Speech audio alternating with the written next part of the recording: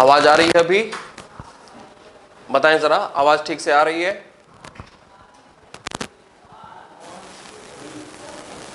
बताएं, आवाज आ रही है ठीक से? कोई बात नहीं, अभी बताएं, आवाज आ रही है ठीक से?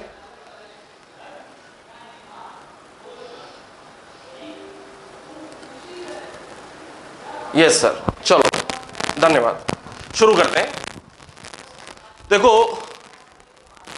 हमने देखा हो था पहला, दूसरा, तीसरा, चौथा, पांचवा, छठा, सातवां, ये प्रश्न देख लिया था अभी, और आगे बढ़ जाते हैं। इसके बाद देखते हैं जरा अगला जो प्रश्न था, प्राचीनतम स्मृति ग्रंथ कौन सा है और स्मृति ग्रंथों का विषय क्या है। आप लोगों को पता है, आपने बताया भी। हाँ, क्या करूं, कभी कभी परेशानी हो जाती है। हम लोगों का काम है पढ़ाना, ठीक से पढ़ाना, और ये टेक्निकल चीजें हैं ना, हम लोगों से थोड़ा सा मनमुटाव कभी कभी हो जाता है टेक्निकल चीज का। चलो अच्छा, शुरू करते हैं। बिल्कुल ठीक है। अगला प्रश्न, पुराणों की संख्या कितनी है और इनके रचयिता कौन हैं? बताएं, पुराणों की संख्या कितनी है और इनके रचयिता हैं? थोड़ी नेटवर्क की परेशानी चल रही है, थोड़ा सा आप लोग धैर्य बनाएं, सब्र बना करके काम निकाल लें। आज का फिलहाल 18 लोमहर्ष चाहिए। ठीक है, 18। चलो अगला प्रश्न है, प्राचीनतम पुराण कौन सा है? 10वां प्रश्न, प्राचीनतम पुराण कौन सा है? प्राचीनतम पुराण कौन सा है? थोड़ा सा मैनेज करने की कोशिश करें। प्राचीनतम पुराण कौन सा है?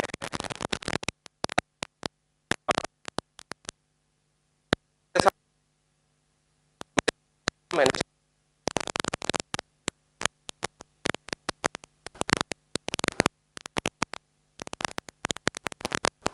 ठीक, बिल्कुल ठीक, बहुत बढ़िया।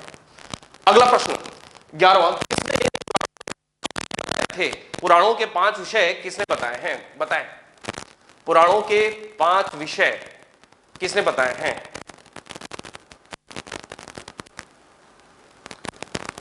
पुराणों के 5 विषय, कुसुम जी बिल्कुल ठीक है। हिमांक दीक्षित, आपने लिखा है?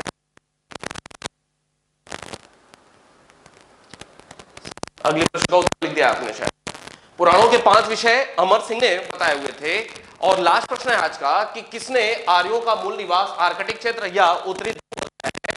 ये मैंने आपको बताया था, बाल गंगाधर तिलक जी ने, और इससे संबंधित एक किताब भी लिखी हुई थी। कौन सी? Arctic home of Aryans. Arctic home of Aryans, बिल्कुल ठीक है। चलो बहुत बढ़िया, आगे बढ़ जाते हैं। देखो, थोड़ी सी टेक्निकल अगर परेशानी आ रही है आज, तो मेरे साथ साथ मुझे भी तकलीफ हो रही है, मुझे भी परेशानी हो रही है, लेकिन धीरे धीरे ही सही, थोड़ा सा धैर्य बना करके काम निकाल लेते हैं हम लोग, ठीक है। और आज वैसे भी थोड़ा बहुत काम हो रहा है, नेटवर्क की परेशानी हो रही है, तो इस वजह से थोड़ा सा सब्र बना करके, परेशान ना हो, धीरे धीरे ही हम लोग काम आगे बढ़ाएंगे।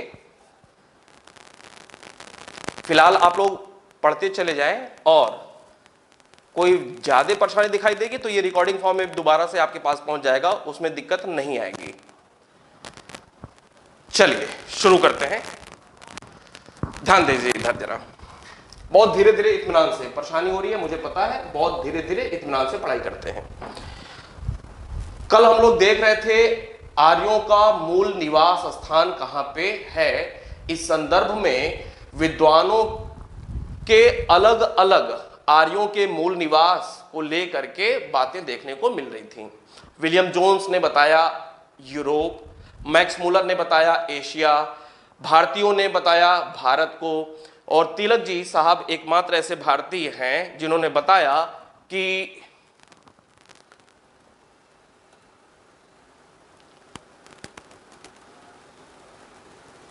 परेशान न होइए, थोड़ा सा जितना भी दिखाई दे रहा है, जितना भी सुनाई दे रहा है ना, उतना आप कर लीजिए, और रिकॉर्ड फॉर्म में भी चला जाएगा बाद में, फिलहाल तो वो ठीक रहेगा, लेकिन फिलहाल अभी तो क्लास हम लोग कर ही लेते हैं। तो तिलक जी ने बताया उत्तरी ध्रुव या आर्कटिक क्षेत्र लेकिन अगर एक कंक्लूजन दिखाया जाए, पहला मुद्दा था मूल निवास को लेकर के, तो इस संदर्भ में चार बातें देखने को मिली हुई थी। यूरोप, एशिया, इसके अलावा इंडिया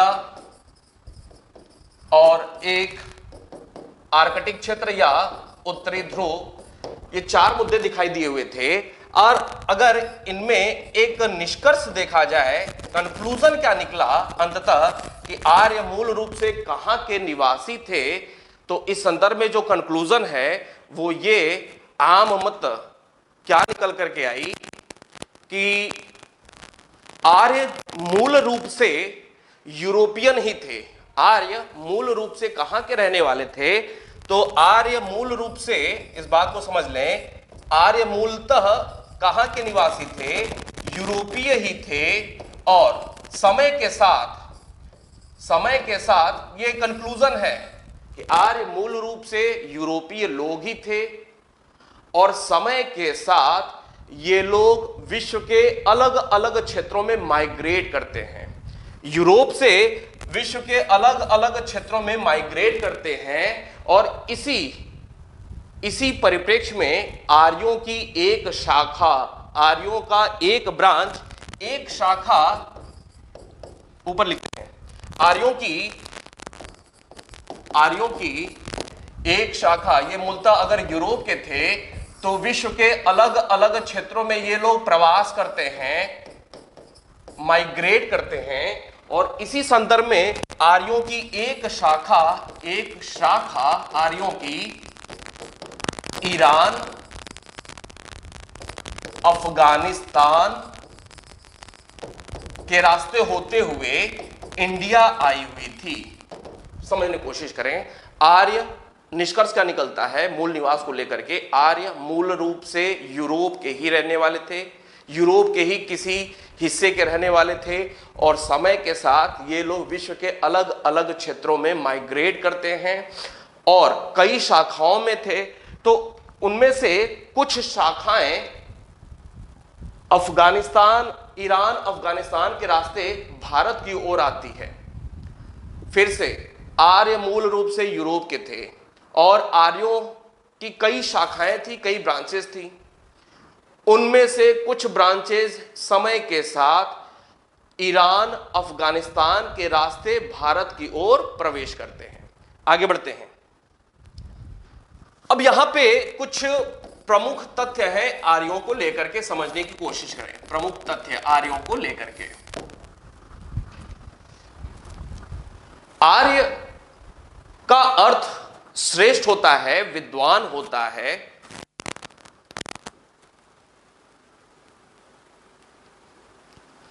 थोड़ा सा सब्र रखे रहिए, मैं आपकी परेशानी समझ रहा हूं, लेकिन थोड़ा सा धैर्य बनाए रखिए। कुछ प्रमुख तथ्य, आर्य का अर्थ क्या होता है। एक बात, पहली बात, आर्य का अर्थ क्या होता है, तो आर्य का अर्थ होता है श्रेष्ठ, आर्य का अर्थ होता है विद्वान। एक बात, आर्य का अर्थ होता है श्रेष्ठ या आर्य का अर्थ होता है विद्वान। पहली बात,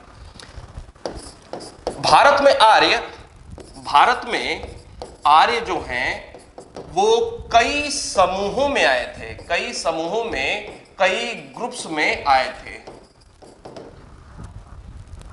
इन ग्रुप्स की एक खास बात थी, एक कॉमन सी बात थी, क्या, ये सभी लोग एक ही भाषा का प्रयोग करते थे। कौन सी? संस्कृत भाषा का प्रयोग करते थे। संस्कृत भाषा का ये लोग प्रयोग किया करते थे। आर्यों की भाषा क्या थी? आर्यों की भाषा थी संस्कृत। फिर से, आर्य का अर्थ होता है श्रेष्ठ या विद्वान। एक बात। दूसरी बात, आर्य भारत में एक ही बार में आ गए या रुक रुक करके धीरे धीरे 2, 4, 10, 20 ब्रांचेस, शाखाओं में आए थे? तो कई समूहों में, कई ग्रुप्स में आए हुए थे। और कॉमन बात क्या थी? सभी आर्यों की जो अलग अलग शाखाओं में भी आए, सारे के सारे कॉमनली संस्कृत भाषा का प्रयोग किया करते थे। तो एक प्रश्न फिर यहां से बनता है कि आर्यों की जो पहचान है, क्या आर्य कोई एक जाति थी? तो उत्तर होगा नहीं। प्रश्न बनता है कि क्या आर्य कोई जाति थी? आर्य कोई जाति है तो इसका उत्तर होगा नहीं। आर्य कोई जाति है तो इसका उत्तर होगा नहीं। तो आर्यों की पहचान किस रूप में होती है? तो आर्यों की पहचान होती है एक भाषाई वर्ग के रूप में। आप इसे याद रखेंगे, बहुत महत्वपूर्ण तथ्य है। एक भाषाई वर्ग के रूप में आर्यों की पहचान होती है। आर्य कोई जाति नहीं है। आर्यों जिनका अर्थ होता है श्रेष्ठ या विद्वान, आर्यों की पहचान एक भाषाई वर्ग अर्थात सामूहिक रूप से संस्कृत भाषा का प्रयोग करने के कारण इनकी पहचान एक भाषाई वर्ग के रूप में होती है, न कि आर्यों की पहचान एक जाति के रूप में होती है।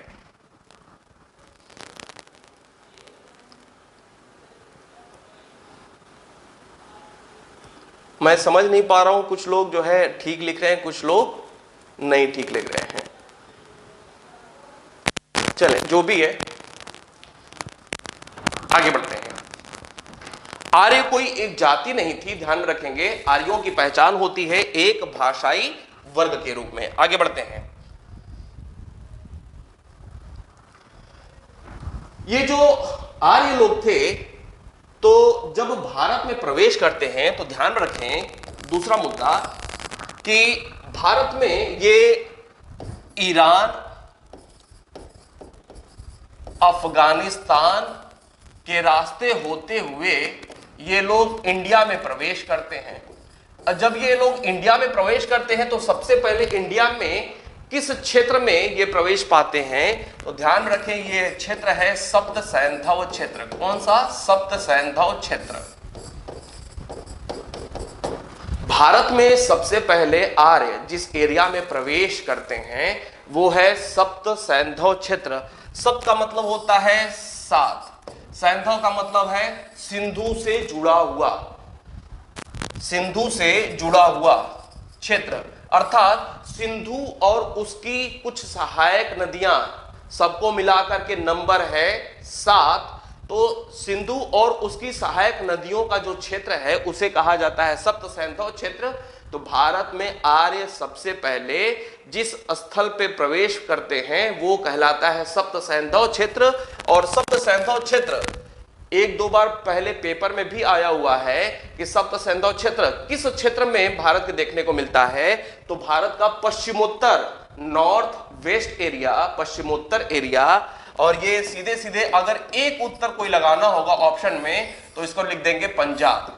सप्त सैंधव क्षेत्र पंजाब का एरिया कहलाता है। आपके परीक्षा पॉइंट ऑफ व्यू से ये तथ्य महत्वपूर्ण है। भारत में आर्य सबसे पहले सप्त सैंधव क्षेत्र में प्रवेश करते हैं। सप्त सैंधव का मतलब सिंधु और उसकी सहायक नदियों से मिला हुआ क्षेत्र। कुल 7 नदियां इसमें हैं और यह क्षेत्र कौन सा कहलाता है? पंजाब का क्षेत्र कहलाता है। आगे बढ़ते हैं। ऋग्वेद में आपको मैंने बताया था कि कुल 10 मंडल है। कितने मंडल है? 10 मंडल। 1 2 3 4 5 6 7 8 9 10। अब ये जो 10वां मंडल है, 10 मंडल में से जो ये 10वां मंडल है, 10वां मंडल है, इसमें कई सारे सूक्त हैं। कई सारे सूक्त हैं, मतलब सूक्त का होता है मतलब ग्रुप ऑफ मंत्र। तो जो 10वां मंडल है उसमें एक सूक्त है नदी सूक्त। नदी सूक्त कहां पे है? ऋग्वेद के 10वें मंडल में एक सूक्त है। कई सारे सूक्त हैं, उन कई सारे में से एक सूक्त है नदी सूक्त। और इसमें कुल 19 नदी का उल्लेख हुआ है। कितनी नदी का? 19 नदी का। जबकि अगर अन्य मंडल को भी शामिल कर लिया जाए, 1 से लेकर के 9 मंडल को भी शामिल कर लिया जाए तो कुल नदियों की संख्या हो जाती है 25। कितनी हो जाती है? 25। ध्यान देंगे सिर्फ एक मंडल 10वें मंडल की अगर बात किया जाए तो 10वें मंडल के नदी सूक्त में अकेले 19 नदी का उल्लेख मिलता है। ऋग्वेद के 10वें मंडल के नदी सूक्त में अकेले 19 नदी का उल्लेख मिलता है। जबकि अगर संपूर्ण ऋग्वेद की बात किया जाए तो नदियों की संख्या कुल कितनी मिलती है? 25 नदी।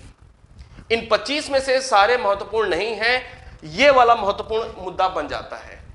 तो आगे बढ़ते हैं। इसमें देखते हैं कि कुछ प्रमुख नदियों के नाम, प्रमुख नदी कौन कौन सी रही वेद में वो महत्वपूर्ण बन जाता है। जैसे एक नाम आएगा सरस्वती का, एक नाम आएगा सिंधु का, एक नाम आएगा सतलज, एक नाम आएगा ब्यास, एक नाम आएगा रावी, एक नाम आएगा चिनाब, एक नाम आएगा झेलम। ये कुछ महत्वपूर्ण नदियां हैं। सरस्वती को ऋग्वेद में नदीतम कहा गया है। क्या कहा गया है? नदीतम। तो प्रश्न बनेगा नदीतम किसे कहा गया है? तो नदीतम सरस्वती के लिए प्रयोग किया गया है। नदीतम का अर्थ है पवित्र नदी। कौन सा? पवित्र नदी अर्थात सर्वश्रेष्ठ नदी। अभी आवाज जा रही है ठीक से? बताएं जरा। हाँ संतोष जी, मैं आपकी बात समझ गया। फिलहाल अभी बताएं। हाँ बिल्कुल ठीक है, अमित जी सही कह रहे हैं। कुछ बात तो मेरी समझ में आ पा रही है, बताएं। संतोष जी अभी भी साइंस। फिलहाल बफरिंग हो रहा है, ठीक है। थोड़ी बहुत बात समझ में आ रही है? थोड़ी बहुत बात समझ में आ रही है?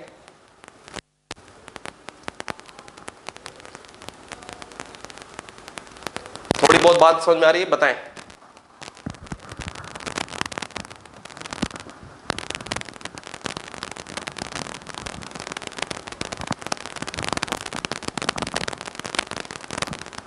नहीं बता रहे आप लोग। चले आगे बढ़ते हैं। सरस्वती के लिए नदीतम शब्द का प्रयोग हुआ है और नदीतम अर्थात पवित्र नदी। प्रश्न कई बार पूछा हुआ है, फिर से ध्यान में रखें इस बात को कि नदीतम किसके लिए प्रयोग हुआ है? तो नदीतम सरस्वती के लिए प्रयोग हुआ है और सरस्वती ऋग्वेद में सबसे पवित्र नदी के तौर पे जानी जाती है। सिंधु को ऋग्वेद में सिंधु को सिंधु शब्द से ही विभूषित किया गया है। सिंधु को सिंधु ही ऋग्वेद में लिखा गया है। सतलज के लिए ऋग्वेद में जिस शब्द का प्रयोग हुआ है वो है शुतुद्री। क्या है? शुतुद्री। सतलज के लिए शुतुद्री शब्द का प्रयोग हुआ है ऋग्वेद में। ब्यास के लिए बिपाशा शब्द का प्रयोग हुआ है। कौन सा? बिपाशा।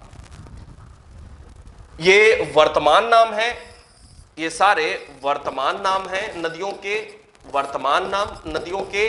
और ये जो है ऋग्वेद में किस नाम से इन्हें संबोधित किया गया है वो मैं बता रहा हूं आपको। सरस्वती के लिए नदीतम शब्द का प्रयोग, सिंधु सिंधु, सतलज के लिए शुतुद्री, ब्यास के लिए बिपाशा, रावी के लिए पुरुषणी, रावी के लिए पुरुषणी, चिनाब के लिए अस्किनी, चिनाब के लिए अस्किनी, जबकि झेलम के लिए वितस्ता। वितस्ता शब्द का प्रयोग झेलम के लिए हुआ है। आगे बढ़ते हैं। अब इसमें दो प्रकार के प्रश्न पूछे हुए हैं, पहले भी और आगे भी यही पूछे जाएंगे। सबसे ज्यादा पवित्र नदी किसे बताया गया है ऋग्वेद में? नदीतम किसके लिए प्रयोग किया गया है? सरस्वती के लिए। एक प्रश्न। दूसरा प्रश्न, किस नदी का ऋग्वेद में सर्वाधिक उल्लेख हुआ है? तो सर्वाधिक उल्लेख हुआ है सिंधु नदी का। सिंधु सबसे ज्यादा उपयोगी नदी थी, सबसे ज्यादा उल्लेख, सर्वाधिक उल्लेख सिंधु का हुआ है। सर्वाधिक उपयोगी नदी जो थी वो सिंधु थी, सर्वाधिक उल्लेख सिंधु का हुआ है, जबकि सबसे ज्यादा पवित्र नदी सरस्वती थी। आगे बढ़ते हैं।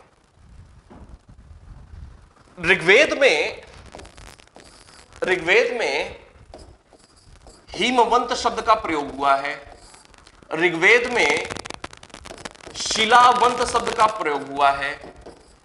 ऋग्वेद में मूजवंत शब्द का प्रयोग हुआ है। इस प्रकार के शब्द प्रयोग हुए हैं। हिमवंत किसके लिए प्रयोग हुआ है? तो ऋग्वेद में हिमालय के लिए हिमवंत शब्द का प्रयोग हुआ है। दूसरी बात, शिलावंत किसके लिए प्रयोग हुआ है? तो पाकिस्तान में वर्तमान में एक पर्वत श्रेणी है सुलेमान पर्वत, तो सुलेमान शिलावंत को कहा गया है, जबकि मुजवंत कोई अलग से पर्वत श्रेणी या चोटी नहीं थी, बल्कि हिमालय की ही कोई एक चोटी रही होगी। इस प्रकार की बात ऋग्वेद में स्पष्ट होता है पढ़ने पर कि मुजवंत की पहचान कोई अलग से पर्वत के रूप में नहीं, बल्कि कोई एक हिमालय की ही चोटी रही होगी। और मुजवंत को लेकर के जो प्रश्न बनता है वो ये बनता है कि आर्यों के लिए सोमरस कहां से आता था? तो आर्यों के लिए सोमरस मुजवंत पर्वत से आता था। आगे बढ़ते हैं, अगली बात। ऋग्वेद में विंध्य पर्वत का उल्लेख नहीं मिलता है। विंध्य पर्वत का उल्लेख ऋग्वेद में नहीं मिलता है। इसका मतलब क्या है? ये अगर विंध्य पर्वत है और ये है सप्त सैंधव क्षेत्र, अगर ये है तो ऋग्वैदिक काल के जो आर्य थे, ऋग्वैदिक काल के जो आर्य थे वो धीरे धीरे इधर से ये आए हुए थे, भारत में आए हुए थे और धीरे धीरे ये आगे की ओर बढ़ रहे थे। धीरे धीरे आगे की ओर ये लोग बढ़ रहे थे। ऋग्वेद में विंध्य पर्वत का उल्लेख नहीं मिलता है, ध्यान में रखेंगे। और ऋग्वेद में न तो विंध्य पर्वत का उल्लेख मिलता है और न ही समुद्र का उल्लेख मिलता है ऋग्वेद में। समुद्र का उल्लेख भी ऋग्वेद में नहीं मिलता है। न तो विंध्य पर्वत का उल्लेख है, न तो समुद्र का उल्लेख है। कहां पे? ऋग्वेद में। ऋग्वैदिक आर्यों को अर्थात 1500 से 1000 ईसा पूर्व के जो आर्य थे, ऋग्वैदिक आर्य, उन्हें न तो समुद्र की जानकारी थी और न विंध्य पर्वत की जानकारी थी। उत्तर वैदिक काल में जानकारी हो जाती है, वो अलग बात है। उत्तर वैदिक काल में आर्यों को जानकारी समुद्र की और विंध्य पर्वत की हो जाती है, लेकिन प्री वैदिक एज अर्थात पूर्व वैदिक काल या ऋग्वैदिक काल में जानकारी विंध्य या समुद्र की नहीं थी। आगे बढ़ते हैं। ये जो ऋग्वैदिक आर्यों की बात हो रही है, तो ध्यान रखें कि ये जो ऋग्वैदिक आर्य थे 1500 से 1000 ईसा पूर्व वाले, तो ऋग्वैदिक आर्यों का जो एक सामाजिक जीवन था, ऋग्वैदिक आर्यों का जो एक सामाजिक जीवन था किस प्रकार का था? तो ये कबीलाई प्रकार के थे। कैसे थे? कबीलाई प्रकार के। कैसे थे? चरवाहा प्रकार के। मतलब एक जगह स्थायी जीवन ये लोग जीते नहीं थे। एक जगह स्थायी जीवन ये लोग जीते नहीं थे, बल्कि आज यहां पे हैं और कल की डेट में कहीं और चले गए, परसों कहीं और। मतलब धीरे धीरे ये पश्चिम से पूर्व की ओर माइग्रेट होते जा रहे थे। और इसके लिए ऋग्वैदिक आर्यों के लिए, जो कि कबीलाई फॉर्म में थे, चरवाहा प्रकार के थे, इनके लिए एक शब्द का अलग से प्रयोग हुआ है, अर्ध यायावर। यायावर का मतलब होता है घुमक्कड़। यायावर का मतलब होता है घुमक्कड़। तो चूंकि इस प्रकार का ये इनका सामाजिक जीवन था, तो इस प्रकार के सामाजिक जीवन में चूंकि ये लोग स्थायी जीवन नहीं जीते थे, कुछ दिन के लिए यहां पे हैं, फिर कुछ दिन बाद अलग से माइग्रेट हो जाते हैं, आगे बढ़ जाते हैं, फिर कुछ दिन बाद और आगे बढ़ जाते हैं। तो इस प्रकार का इनका जीवन एक स्थायी जीवन नहीं था, बल्कि यायावर या चरवाहा या घुमक्कड़ टाइप का जीवन था। तो जिन जिन क्षेत्रों में ये लोग जाते थे, तो पहले के उन क्षेत्रों में जो निवासी रहते थे, आपस में इनका सामना होता था, संघर्ष होता था। फिर से इस बात समझें कि जिन जिन क्षेत्रों में ये प्रवासी के तौर पे पहुंचते थे, माइग्रेट होकर के पहुंचते थे, तो पहले से उन क्षेत्रों में जो लोग लोकल लोग पहले से रहते थे, उन लोकल लोगों के साथ आर्यों का सामना होता था, संघर्ष होता था, लड़ाई झगड़े की स्थिति बनती थी क्षेत्र पर कब्जा करने को लेकर के। न सिर्फ देसी लोकल लोगों के साथ संघर्ष होता था, बल्कि चूंकि आर्य कई अलग अलग समूहों में थे, शाखाओं में थे, कबीलाओं में थे, तो इनका आपस में भी संघर्ष होता रहता था। मैं भी बताऊंगा किस रूप में होता था। तो ये जो इनका सामाजिक जीवन था, उसमें युद्ध का माहौल हमेशा बना रहता था। युद्ध का माहौल यहां पे हमेशा देखने को मिलता रहता था।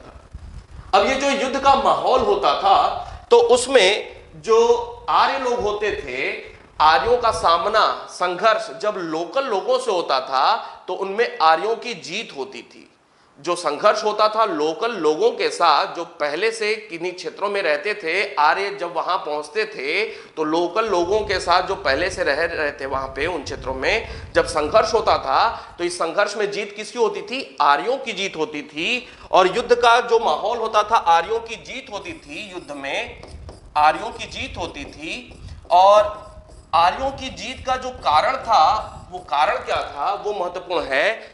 आर्य रथ का प्रयोग करते थे, एक बात, आर्य रथ का प्रयोग करते थे। और दूसरा एक इनके साथ और मुद्दा जुड़ा हुआ था, ये जो कांसे का बना तलवार और कांसे का ही बना कवच का ये लोग प्रयोग किया करते थे। दो अलग से मुद्दे यहां पे बनते हैं। फिर से बात समझें, ऋग्वैदिक आर्यों का जो सामाजिक जीवन था वो कबीलाई प्रकार का था, घुमक्कड़ प्रकार का था, अर्ध यायावर शब्द का प्रयोग हुआ है। स्थायी जीवन ये लोग नहीं जीते थे, एक जगह से दूसरे जगह पे ये लोग हमेशा ट्रांसफर होते रहते थे। जब एक जगह से दूसरी जगह जाते थे तो जो दूसरी जगह थी जहां पे ये लोग पहुंच रहे हैं, पहले से ही वहां पे कुछ लोकल लोग रह रहे होंगे, तो उन लोकल लोगों के साथ आर्यों का, ऋग्वैदिक आर्यों का संघर्ष होता था, लड़ाई झगड़े की नौबत आती थी। तो उन लड़ाई झगड़ों में जीत किसकी होती थी? तो जीत आर्यों की होती थी। क्या कारण थे उस जीत के? आर्यों की जीत के कारण क्या थे? रथ का प्रयोग करते थे आर्य। दूसरी बात, कांसे का तलवार इनका होता था और कांसे का ही बना हुआ कवच होता था। आगे बढ़ते हैं। ऋग्वेद में बहुत सारे ऐसे शब्द का प्रयोग हुआ है जो यह दर्शाते हैं कि आर्यों का जीवन युद्धों से भरा हुआ था। जैसे कुछ शब्द ऐसे प्रयोग हुए हैं जो ये दिखलाते हैं कि आर्यों के जीवन में युद्ध बहुत ज्यादा हुआ करते थे। जैसे गविष्टि शब्द का प्रयोग हुआ है। क्या है? गविष्टि। जैसे गवेषणा शब्द का प्रयोग हुआ है, गवेषणा, गविष्टि, गवेषणा। गोशु शब्द का प्रयोग हुआ है, गोशु, गव्य, गम्य। ये जो शब्द हैं ये किस चीज के लिए प्रयोग किए गए हैं ऋग्वेद में? ये सारे के सारे शब्द जो प्रयोग किए गए हैं वो युद्ध के लिए प्रयोग किए गए हैं। महत्वपूर्ण तथ्य है, आपकी परीक्षा में ये सारे महत्वपूर्ण नहीं बनेंगे, ये वाला बहुत ही महत्वपूर्ण तथ्य है। गविष्टि शब्द का प्रयोग क्यों हुआ है ऋग्वेद में? गविष्टि शब्द का प्रयोग युद्ध के लिए हुआ है। गविष्टि का तात्पर्य क्या है? गविष्टि का तात्पर्य है युद्ध होना। गविष्टि, गवेषणा, गोशु, गव्य, गम्य, ये इस प्रकार के जो शब्द हैं किस चीज के लिए ऋग्वेद में प्रयोग किए गए हैं? युद्ध के लिए इन सारे शब्दों का प्रयोग हुआ है। ये सारे शब्द आपके लिए महत्वपूर्ण नहीं है, ये जो गविष्टि वाला शब्द है ये ज्यादा महत्वपूर्ण हो जाता है। आगे बढ़ते हैं। क्योंकि ऋग्वैदिक आर्य जो थे वो कबीलों में थे, कबीलाई जीवन था इनका, और कबीलों में थे, कई शाखाओं में थे, तो कई कबीले देखने को मिलते हैं, कई कबीले। इनमें से कई कबीलों में से जो सर्वाधिक महत्वपूर्ण था, सर्वाधिक महत्वपूर्ण कबीला, जो सर्वाधिक महत्वपूर्ण कबीला था वो था भरत कबीला। कौन सा? भरत कबीला। ध्यान देंगे, समझने की कोशिश करेंगे। भरत कबीला ऋग्वैदिक आर्यों का जो सबसे महत्वपूर्ण कबीला था वो था भरत कबीला, और इस भरत कबीले के नाम पे ही हमारे देश का नाम भारत पड़ा हुआ है। एक बार ये जो भरत कबीला था ये किस वंश के लोग थे? तो ध्यान में रखेंगे, परीक्षा पॉइंट ऑफ व्यू से सारी बातें महत्वपूर्ण है। त्रित्सु वंशीय थे, त्रित्सु वंश के ये लोग थे। भरत कबीले के जो लोग थे वो किस वंश के अपने आप को बताते हैं ऋग्वेद में? त्रित्सु वंश के अपने आप को बताते हैं। भरत के अलावा, इनके अलावा कुछ अन्य कबीले भी थे, कुछ अन्य कबीले। जैसे एक था पुरु कबीला, पुरु, एक था अणु, एक था द्रुहु। ये सारे कबीलों के नाम हैं। भरत कबीला सबसे महत्वपूर्ण कबीला। भरत कबीले के अलावा कुछ अन्य महत्वपूर्ण कबीले भी ऋग्वेद में देखने को मिलते हैं, जैसे पुरु, अणु, द्रुहु यदु और तुर्वस, ये कुछ अलग से कबीले देखने को मिलते हैं। 1 2 3 4 5, इन पांचों को सम्मिलित रूप से क्या कहा जाता है? तो इन पांचों को सम्मिलित रूप से पंचजन शब्द का प्रयोग हुआ है। क्या हुआ है? पंचजन। परीक्षा पॉइंट ऑफ व्यू से महत्वपूर्ण है कि पंचजन किनके लिए प्रयोग हुआ है? तो भरत कबीले को छोड़ करके जो अन्य 5 कबीले हैं उनके लिए पंचजन शब्द का प्रयोग हुआ है। चल रहा है कि नहीं? चल रहा है? कंटिन्यू, ठीक है। तो भरत कबीले के अलावा जो 5 अन्य कबीले थे, पुरु, अणु, द्रुहु, यदु, तुर्वस, इनके लिए 1 2 3 4 5, इन 5 के लिए पंचजन शब्द का प्रयोग हुआ है। तो प्रश्न बनेगा, निम्नलिखित में से कौन पंचजन में शामिल नहीं थे? अगर भरत कबीला भी डाल देगा तो उत्तर वो गलत होगा, भरत कबीला शामिल नहीं था। ध्यान में रखेंगे। तो पंचजन में कौन कौन से शामिल थे? पुरु, अणु, द्रुहु, यदु, तुर्वस। एक बात। दूसरी बात, पुरु को लेकर के एक प्रश्न बनता है। जैसे पुरु को लेकर के एक प्रश्न बनता है, जैसे पुरु को ऋग्वेद में मृगवाचा कहा गया है। क्या कहा गया है? मृगवाचा। महत्वपूर्ण है आपके लिए भी।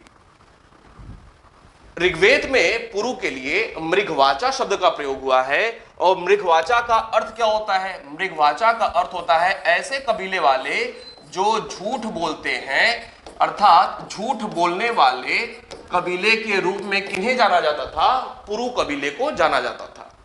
पुरु कबीले के लिए मृगवाचा शब्द का प्रयोग हुआ है ऋग्वेद में। इस कबीले के लोग हो सकता है झूठ बोलते रहे हों, इस वजह से मृगवाचा शब्द का प्रयोग किसके लिए? पुरु कबीले के लिए हुआ है। आगे बढ़ते हैं। सामान्यतः ऋग्वेद में यदु और तुर्वस जो 2 अन्य कबीले थे, यदु और तुर्वस, इनको सामान्यतः जब भी इन शब्दों का प्रयोग हुआ है ऋग्वेद में, एक साथ प्रयोग हुआ है, अलग अलग नहीं, बल्कि यदु तुर्वस एक साथ शब्दों का प्रयोग देखने को मिलता है। एक साथ इनका प्रयोग हुआ है, यदु और तुर्वस का। आगे बढ़ते हैं। ऋग्वेद में जो 7वां मंडल है, ऋग्वेद में जो 7वां मंडल है, 7वां मंडल में एक बहुत ही प्रमुख युद्ध का उल्लेख मिलता है, दासराग्य युद्ध का।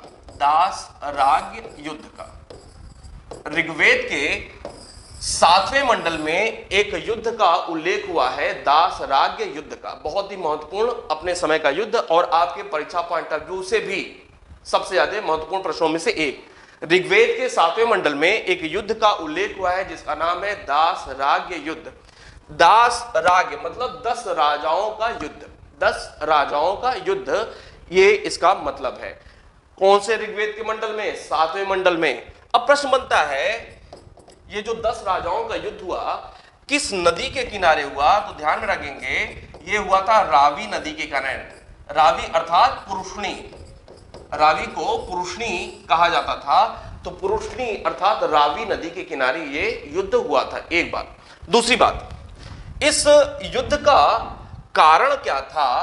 तो इस युद्ध का जो कारण था वो बड़ा ही महत्वपूर्ण कारण था। क्या? जो भरत कबीला था एक तरफ था और भरत कबीले के अलावा 10 कबीले एक साथ थे।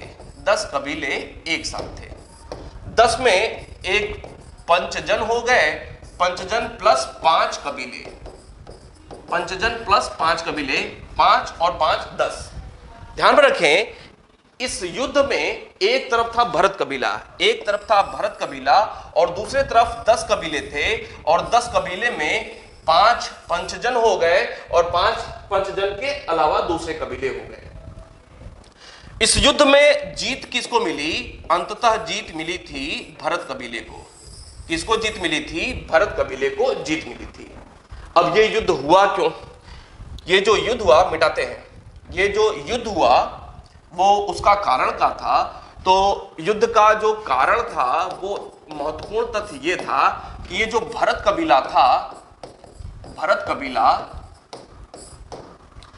कबीला के जो गुरु थे, भरत कबीला के जो गुरु पहले कौन थे, पहले जो गुरु थे वो थे विश्वामित्र। क्या नाम था इनका? विश्वामित्र। पहले गुरु विश्वामित्र थे, लेकिन किसी कारणवश विश्वामित्र को हटा दिया, विश्वामित्र को हटा दिया भरत कबीले ने अपने पुरोहित या गुरु पद से, और इनके स्थान पर अब किसको ला दिया? तो ला दिया वशिष्ठ को। किसको ला दिया? वशिष्ठ को। अर्थात बाद में गुरु कौन हो गया? वशिष्ठ हो गए। और इस बात से ये हो जाते हैं नाराज, ये हो गए नाराज। विश्वामित्र नाराज हो जाते हैं कि हमें हटा दिया और वशिष्ठ को गुरु बना लिया, किसने? भरत कबीले ने।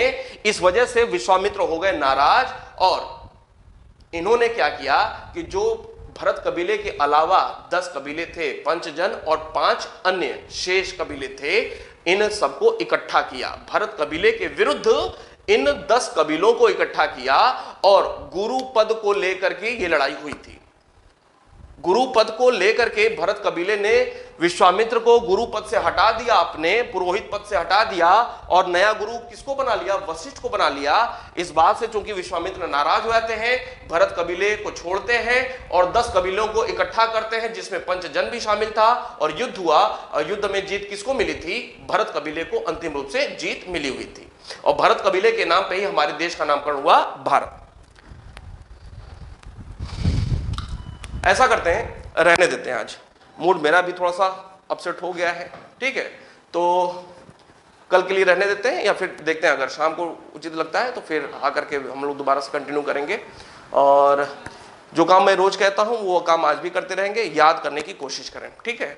और जो भी थोड़ी बहुत टेक्निकल परेशानी है वो आज ठीक हो जाएगी, आगे से परेशानी कंट्रोल में रहेगी। मिलते हैं, धन्यवाद।